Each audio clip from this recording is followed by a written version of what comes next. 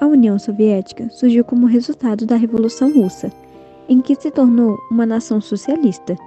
A sua influência exerceu um papel significativo, tanto internamente quanto externamente, em relação a outros países.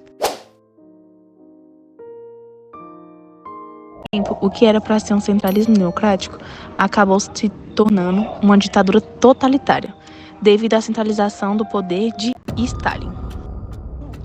Caso alguém fosse contra ao regime, era considerado criminoso e preso ao campo de trabalho forçado, cujo sistema penal era conhecido como Gulag. Como forma de educar, a população estabeleceu a censura e as diretrizes permitidas para qualquer tipo de publicação. Para consolidar o apoio popular, ocultaram a personalidade do líder, tirando a característica de força, autonomia e grandeza. Desenvolveu seus planos quinquenais, por meio dos quais estabeleceram o controle estatal de todas as empresas existentes. Esse plano econômico retirou recursos das empresas destinadas a produzir manufaturas para o mercado local. Como resultado, a economia stalinista foi marcada pela escassez contínua de produtos básicos, o que afetou principalmente a população urbana. Organização política. A União Soviética era uma república federal composta por 15 repúblicas.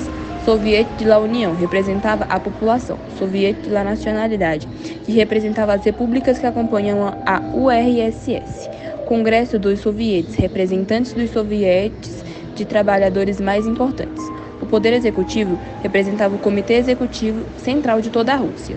O Governo, o Conselho dos Comissários do Povo. Ambos órgãos eram eleitos pelo voto do Soviete Supremo. Todos os representantes eram eleitos direta ou indiretamente, mas a URSS teve um governo de partido único durante toda a sua história. Apenas o Partido Comunista tinha permissão para existir e para ter acesso ao poder.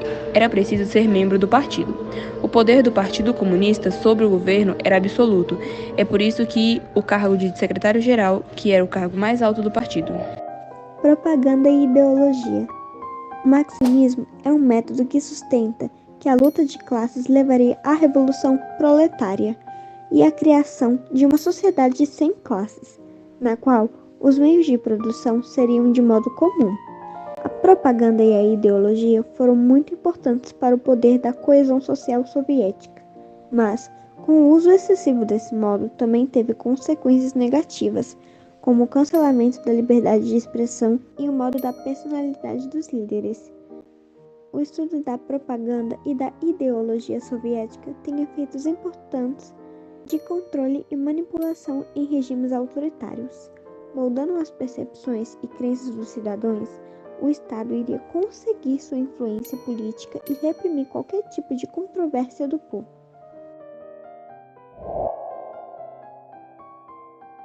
Coletivização agrícola e industrialização.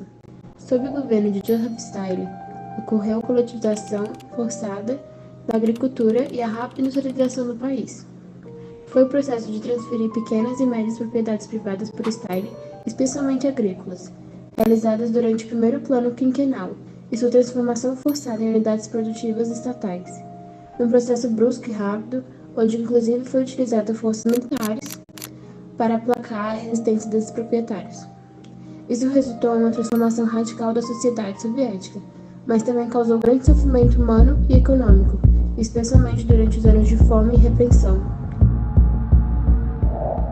Ineficiência econômica. Apesar dos avanços iniciais, a economia soviética enfrentou sérios problemas de ineficiência, corrupção e burocracia. Uma economia em colapso era o maior de todos os problemas da União Soviética. O país tinha uma economia planificada, ao contrário da economia de mercado da maioria dos outros países. O Estado decidia quanto iria produzir em cada setor e o quanto desses produtos cada cidadão precisava, quanto tudo deveria custar e quanto deveria ser pago às pessoas. A teoria era que esse sistema seria eficiente e justo, mas na realidade ele teve dificuldades para funcionar. Muitas pessoas não eram pobres, mas simplesmente não conseguiam comprar itens básicos porque não havia dinheiro suficiente. Dependia de seus recursos naturais, como petróleo e gás. Os preços do petróleo despencaram, atingindo duramente a economia já debilitada do Planejamento centralizado. A economia soviética era caracterizada por um sistema de planejamento centralizado, onde o Estado controlava todos os meios de produção e distribuição. Os planos quinquenais estabeleciam metas de produção de recursos para setores específicos da economia. Eles foram um instrumento de planificação econômica implantado por Stalin, com o objetivo de estabelecer prioridades para a produção industrial e agrícola do país para o período de 5 anos. Embora o plano de 5 anos não tenha sido devidamente transformado em lei, ele continha uma série de diretrizes, em vez de um conjunto de ordens diretas.